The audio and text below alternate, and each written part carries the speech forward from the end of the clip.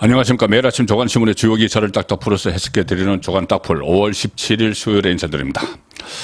송영길의 돈봉투, 김남국의 코인 여기에 가려서 이재명의 대장동 비리 이 의혹이 좀 언론 보도가 뜸합니다. 그렇지만 검찰은 계속 수사를 하고 있고 오늘 새로운 사실을 밝혀냈다는 보도가 하나 떴습니다. 자, 중앙일보 사이면 기사입니다. 검찰 이재명 대선 때 기탁금 대장동 일당이 준 8억 5천만 원 중 일부다. 자, 사이면 톡기사입니다. 이 대선 때 그리고 특히 민주당 후보 예비 경선 때 이야기입니다. 후보 예비 경선 때 그때 기탁금이 1억 원이었는데 경선에 나가면 기탁금을 맡기죠. 1억 원이었는데 그 돈이 이 다름 아닌 대장동 일당 민간업자들에게서 들어온 돈이다. 검찰 김용이 받아서 비서진 통에 입금을 했다.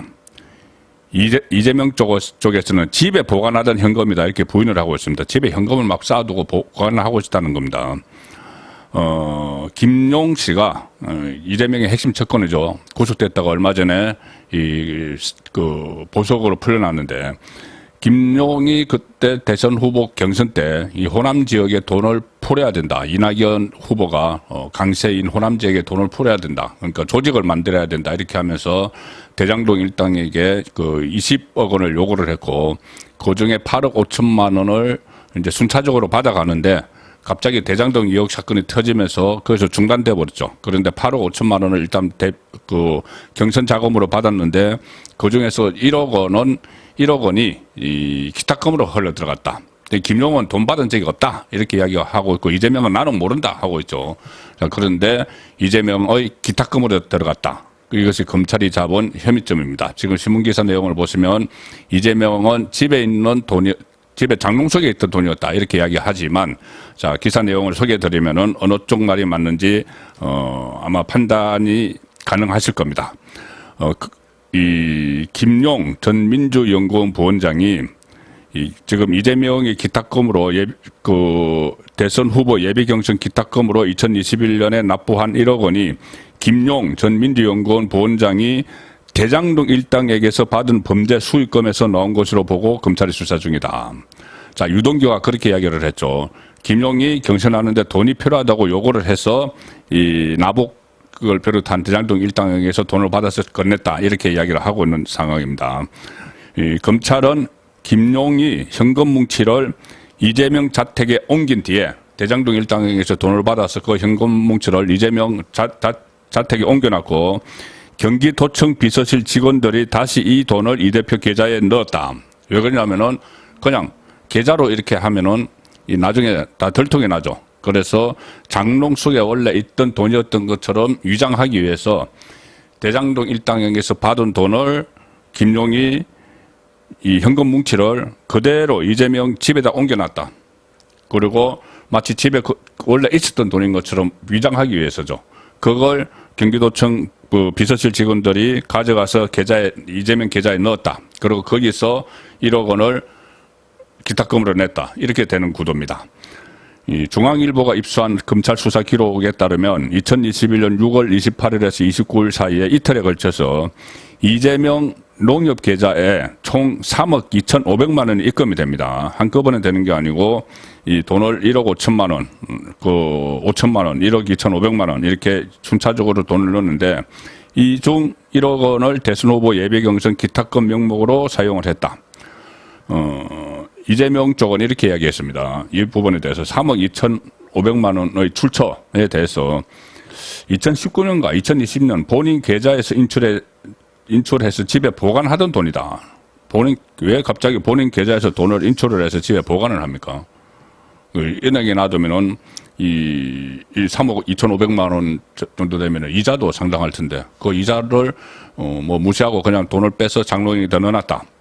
그리고 인출한 돈을 집에 갖고 있었고 2020년 3월 모친상 조의금도 여기에 포함됐다. 자, 이렇게 이야기를 하지만 검찰은 이렇게 봅니다. 해당 자금이 2021년 6월 28일 입금 당일 김용 전 부원장이 수원의 한 일식당에서 식사한 뒤에 이재명 대표 자택에 옮겨놓은 돈이다 이렇게 보고 있습니다. 2021년 6월 28일에 그 돈들이 막 입금이 됐는데 28일, 29일 사이에 입금이 됐는데 6월 28일에 김용이 수원의 한 일식집에서 식사를 하고 이 대표 자택에 옮겨놓은 돈이다. 그러면 그 일식집에서 받았다는 이야기가 되는 거죠. 이재명 측 관계자가 그러면 거기에 동석했던 것 아니냐. 그 일식당에서. 그리고 그 자리에서 돈을 받아서 김용이 갖다 놨다. 이재명 집에 장롱 속에. 그리고 이 내용은 검찰이 어떻게 파악을 했냐면은 대장동 일당이 김용에게 전달한 혐의를 받는 8억 4,700만 원의 사용처를 추적을 검찰이 하던 중에 뭘 확보를 했냐면 검찰이 확보한 것이 통화 녹음을 확보를 했습니다. 통화 녹음. 그리고 은행 전표. 이것을 다 확보를 해서 그것을 토대로 한 추론이기 때문에 그냥 막연히 장롱 속에 원래 옛날에 돈 찾아서 장롱 속에다 고의 모셔놨다. 이렇게 이야기하는 이재명 쪽 그 해명보다는 이 물증이 있죠. 확보된 통화 녹음 그리고 은행 전표 이것을 토대로 했기 때문에 이 검찰의 그 말이 더 설득력이 있다. 그렇게 들립니다. 그래서 결국은 이 부분은 뭐 이재명이 여태까지 뭐 10원 한 장 받은 적 없다. 뭐 이런 이야기를 했지만 또 다른 이야기죠. 이 김용이 돈을 받아서 본인이 착복을 하지 않았다면 경선 자금으로 이렇게 뿌렸을 거고 그리고 경선 자금으로 뿌린 거 이것은 이재명에게 어떻게 보면은 물론 이재명을 위한 거지만은 이재명이 직접 그 돈을 만진 적은 없죠. 그런데 기탁금 1억 원을 이 돈에서 내줬다고 하면은 그것은 사실상 이재명에게 1억 원을 준 거죠. 직접 1억 원을 준 겁니다. 아니면 이재명이 자기 돈을 내야 되는데 1억 원을 준 겁니다. 자, 그래서 이 성격이 대장동 일당이 준 돈 중에서 1억 원이 이재명 대선 때 기탁금으로 갔다면은 이것은 이재명이 직접 뇌물을 받은 게 될 수도 있기 때문에 상당히 중요한 의미가 있다. 그렇게 말씀을 드리겠습니다. 자, 이재명의 핵심 척건 지금 김남국이 이 코인 스캔들에 휩싸여 있죠. 지금 김남국이 탈당을 하니까 민주당은 이런 말을 합니다. 이제 우리 당 사람이 아니다. 민주당 사람이 아니어서 우리가 무슨 조사를 하고 할 게 없다. 이렇게 퉁 치려고 합니다. 정말 국민을 우습게 하는 그런 논리인데 그렇다면 민주당 의원 시절에 이 코인을 그렇게 막 국회 상임위 회의 시간에도 하고 뭐 헬로윈 참사 대책 회의에서도 막 들락날락하면서 하고 했는데 민주당 국회의원 시절이죠. 그런데 지금 이제 절통이 나서 탈당을 했다고 그러면 무소속 김남국이 그때 그런 일을 한 것은 아니죠. 민주당이 끝까지 책임을 져야 되는데 일단 모른 채 하는 그런 상황입니다. 모른 채 할 뿐만 아니라 이재명 그리고 친명 그리고 개딸 이쪽에서는 적극적으로 김남국을 옹호하기 시작을 하는 자 그런 상황입니다. 이 조선일보 8면 기사입니다. 김남국 조사, 징계, 코인 매각 추진, 야 모두 없던 일로 여론무마, 눈속임, 수습책 자인했다. 처음에 김남국에 대해서 조사, 진상조사단도 만들고, 징계를 논의를 하고, 그 코인도 다 팔아라 하고, 팔겠다 하고 이렇게 했는데, 갑자기 탈당하고 나서는 쏙 들어가서 아무것도 안 합니다. 당내에서는 탈당으로 조사가 어려워졌다. 그렇게 되면 당 차원의 징계도 끝났다고 봐야 된다. 코인 매각도 김남국 반대로 무산될 것 같아. 개딸들은 조사단에 참여한 국회의원들에게 김남국 수호해야 된다. 이렇게 문자 폭탄 세례를 또 보내고 있습니다. 민주당이 할 수 있는 일이 없다. 이것은 순 거짓말이죠. 의원총회에서 논의됐던 김남국을 국회윤리위에 제소하는 문제, 그리고 복당 불가를 못 박는 문제, 가상화폐 신고센터를 설치하는 문제 이런 것들은 민주당 차원에서 충분히 얼마든지 할 수 있는 일이죠. 그것까지 안 하면서 그거 하자고 의원총회에서 거의 결의가 됐는데 마지막 결의문을 만드는 과정에서 이재명이 뺐다 이런 그 분석이 나오고 있는 상황이죠. 할 수 있는 것도 안 하고 다 의원들이 그 해야 된다고 하는 것도 다 묵살해버리는 그 상황입니다.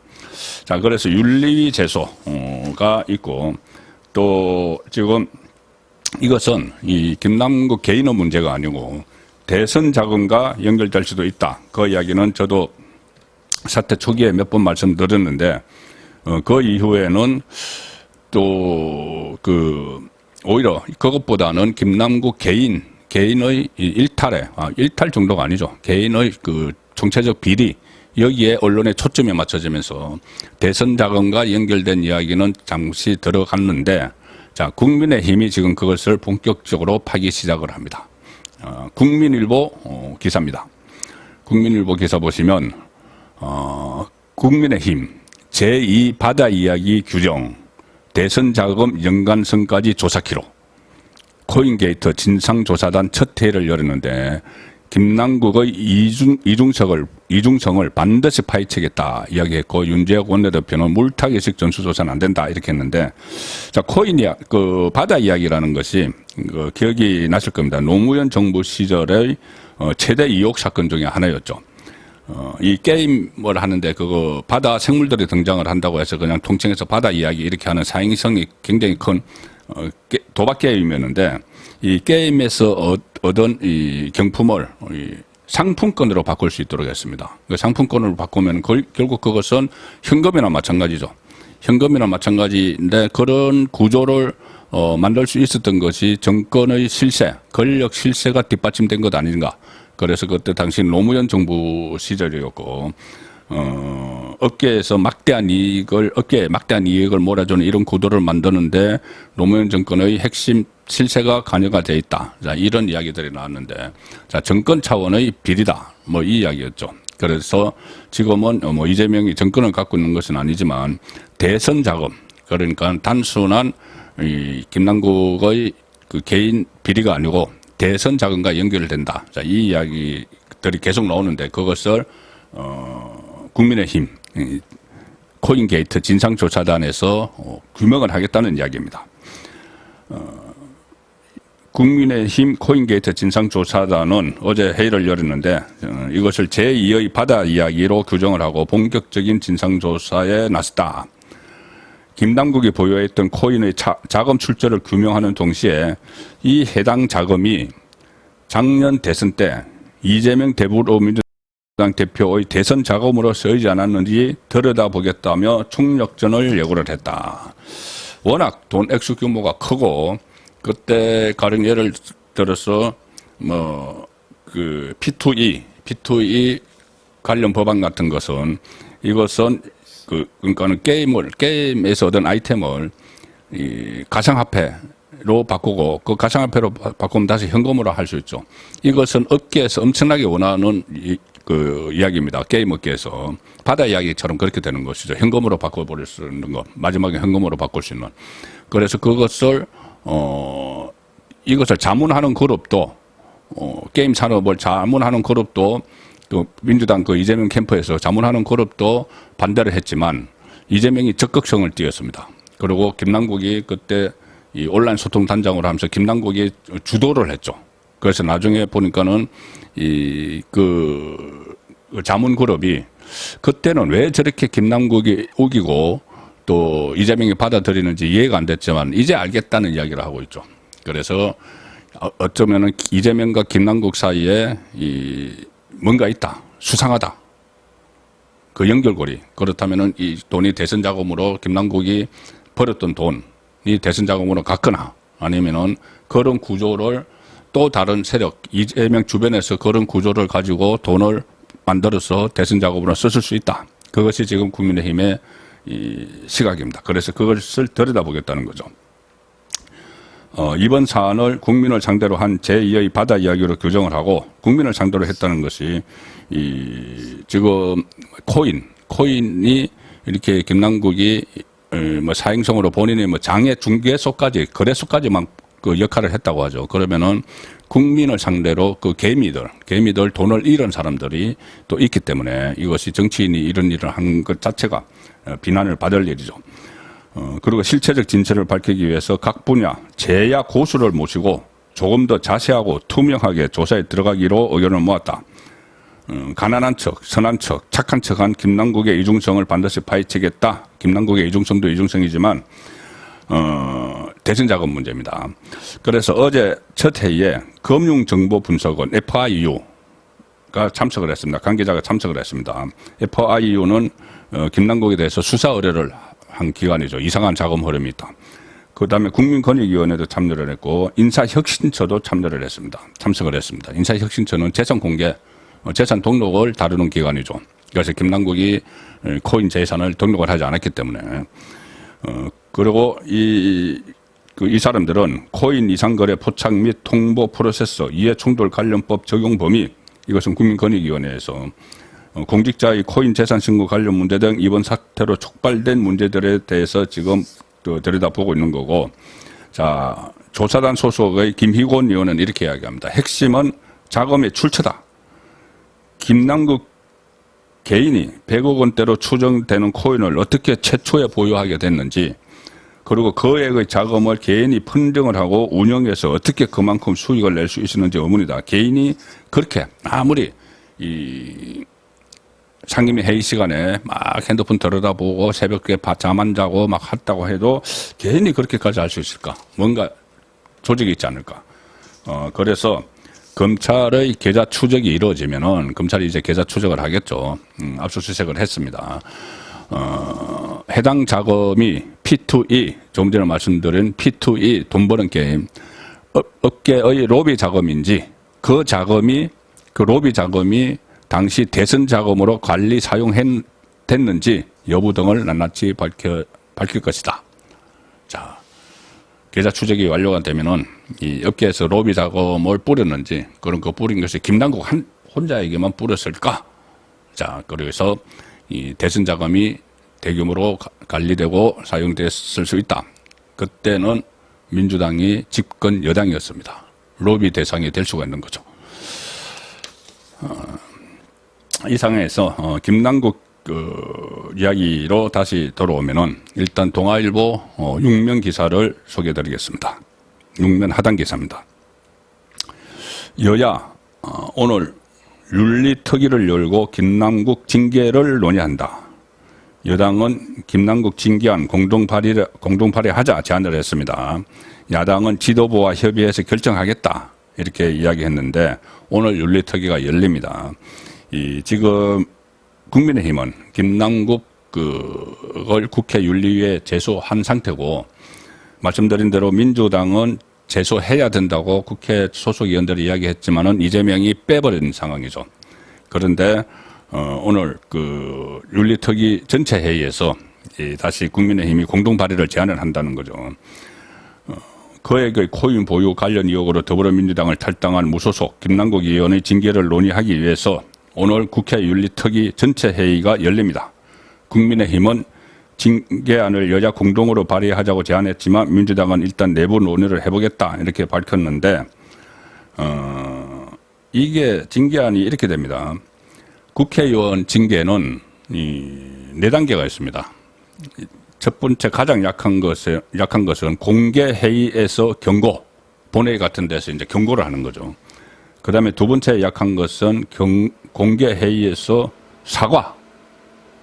그 다음에 세 번째 약한 순으로 합니다. 30일 이내 30일 출석 정지. 30일 이내에 출석 정지. 한 30일 동안만 출석 못하도록 하는. 자, 이 정도 해서는 국회가 오히려 우습게 되죠. 김남국에 대해서 뭐 경고만 한다든가 사과를 시킨다든가 30일 동안 못 나오게 한다든가 여기서 국회가 우습게 되죠. 그래서 만약에 윤리위가 되면은 이 징계, 그러니까 징계 수준의 가장 높은 이 제명 쪽으로 갈 수밖에 없습니다. 국민 여론상 본인들도 총선 앞두고 다 이 민심을 살펴야 되기 때문에. 그런데 국회의원을 제명을 하려면은 본회의에서 3분의 2 전체 300명 중에서 200명 이상이 찬성해야 됩니다. 자, 어떻게 보면 이런 규정을 만든 것이 자기 식구 지키기를 위한 것일 수도 있는데, 그렇기 때문에 본회의에서 3분의 2의 동의를 받아야 되기 때문에 지금까지 이 제명된 국회의원은 단 한 사람이 있습니다. 단 한 사람. 김영삼 전 대통령. 국회의원 시절에 1979년에 미국 언론에 박정희 전 대통령의 유신을 비판을 했습니다. 그래서 제명안이 상정이 됐는데 가결이 됐죠. 그래서 그 국회의원직을 잃었습니다.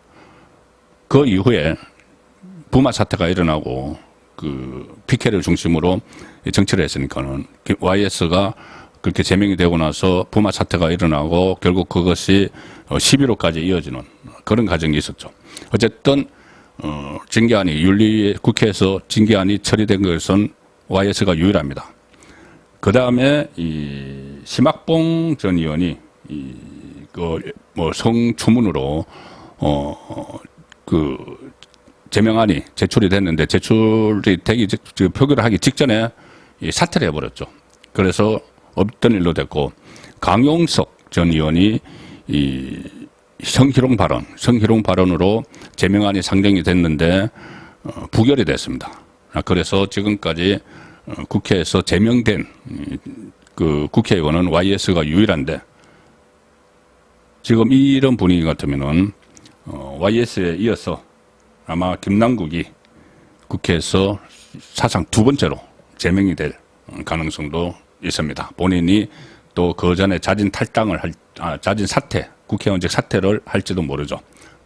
이 본회의에서 제명될 게 확실해지면은 심학봉 전 의원처럼 먼저 사퇴를 해버리는 그런 장면도 지금 예상이 되고 있습니다. 김남국 의원, 청년 정치인 이렇게 코스프레를 했죠. 그리고 요즘 보면은 청년 정치인들이 상당히 목소리를 높이고 있습니다. 이준석도 그랬고, 그러니까 청년 정치인, 나이가 젊은 사람들, 장경태, 지금 논란을 일으키고 있는 여러 사람들이 다 젊은 정치인들입니다. 아무 다른 경력 없이 그냥 정치판에 어떻게 들어와서 정치를 한다고 하는데 마치 정치를 게임하듯이 그렇게 합니다. 지금 SNS가 워낙 발달이 됐기 때문에 그 SNS를 통해서 서로 막 공방을 하죠. 직접 얼굴을 맞대고 하는 건 거의 없습니다. 방송국 같은 데서는 한 번씩 맞댈 뿐이고. 자, 그래서 오늘 제가 칼럼을 하나 소개를 드리겠습니다. 동아일보 송평인 칼럼입니다. 동아일보 오피니언맨의 송평인 칼럼 논설위원인데, 자 보시면 제목은 젊은 정치인들의 일그러진 초상. 민주당 김남국의 의혹투성이 코인 투자, 배틀 정치하다 쫓겨난 국민의힘 이준석, 젊은 정치에 대한 기대 실망으로 변해, 정치에서 세대로는 함부로 말하지 않아야 된다. 김남국 민주당에 의해서 21대 총선 전략공천 대상으로 선정이 됐죠. 이유는 정치에 열정을 가진 30대 젊은 변호사다. 이게 이유였습니다. 그때 이 종편에 출연을 해서 그 진보 좌파 쪽의 입장을 두둔을 했죠.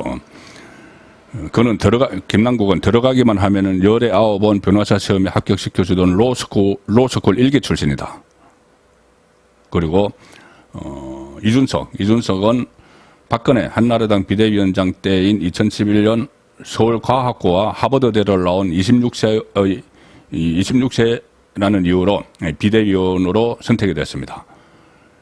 그런데 이준석이 실제 의미 있는 사회 활동을 해보기도 전이고 그 이후에도 마찬가지죠. 학력만 보고 뽑은 거다. 그래서 그가 사회적 정치력이 크게 떨어지는 걸 알지 못했다. 이준석의 결정적 단점은 모든 것을 게임처럼 배틀로 여기는 것이다. 토론도 배틀, 정치도 배틀, 뭐든 자기가 다 이겨야 한다고 생각을 한다. 그래서 정치에서 세대로는 함부로 말하지 말아야 되는데 정치에서 세대로는 함부로 거론하지 말자. 미국에서는 81세의 바이든이 이미 재선 도전 의지를 밝혔죠. 고령화 사회에서 한국도 김대중처럼 70대 후반에 대통령을 하는 정치인이 나와야 한다. 86세대 정치인이 다 변절돼 가는 것 같지만 아직 전도양양한 사람이 많이 남아있다. 반면에 2030 정치인이라고 무조건 희망을 줄 수 있는 것도 아니다. 각각의 세대에는 장점과 한계가 있다. 세대의 한계를 뛰어넘어 다른 세대의 장점을 기꺼이 배우는 자세를 가질 때 좋은 정치인이 될 수 있다. 자, 나이가 젊다고 모두 참신한 것은 아닙니다. 김남국 그리고 이준석 호가호위하면서 박근혜 정권 초기에 호가호위하면서 성접대를 받고 대신 성접대를 시켜준 사람을 그 사람 업체에 박근혜 전 대통령이 방문을 하도록 하고 뭐 결과적으로 방문을 했습니다. 그것이 이준석 때문인지 모르겠지만은 어쨌든 이준석이 방문하게 해주겠다 뭐 이렇게 했죠. 자, 그래서 이 젊은 정치인들이 구태가 기성 정치인들 뺨친다 이런 말이 지금 나오고 있는 상황입니다. 오늘 마지막으로 전해드릴 기사는 두 가지입니다. 하나는 조선일보 신면 보시면은 두 가지 제목이 나란히 있습니다. 하나는 민노총 서울 도심 막고 술판 노숙 집회, 그 옆에 기사는 분신 노조원 불 붙일 때 민노총 간부 안 막았다. 자, 민노총이 어제 서울 도심에서 집회를 했죠. 낮에 25,000명 동시다발 집회를 했는데 분신 노조원을 열사라고 지칭을 하면서 윤석열 퇴진, 열사 정신 개성 이렇게 이야기했습니다. 밤에는 광화문에서 돗자리를 깔았는데 인근 편의점 소주가 1시간 새에 다 팔렸다. 시민 평일에 도심마가 너무 불편했다. 저도 어제 광화문에 나갔다가 불편했습니다. 이 분신 노조원을 열사라고 지칭을 하면서 윤석열 퇴진, 열사 정신 개성을 외쳤죠. 그런데 그 분신 노조원이 불을 붙일 때 민노총 간부가 바로 옆에 있었는데 막지 않았다. 불 끄는 대신에 몸 돌려 휴대폰 조작했다. 휴대폰을 조작을 했는데 그게 CCTV에 잡혔습니다. 그러면은 이것을 어디 뭐 119나 112에 신고하나? 그런데 신고가 된 게 없습니다. 그 노조 민노총 간부인데 이 민노총 그 분신한 양모 씨는 이 민노총 간부의 바로 직속 부하였죠. 직속 하부 조직이었죠.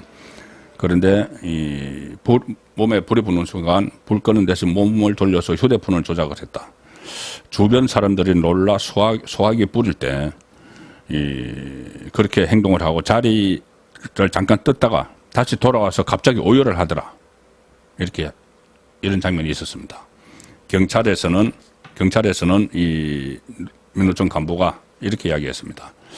내가 말리기에는 이미 늦었다. 이렇게 진술을 했습니다. 중앙일보 일면 그 사이드 톡 기사입니다.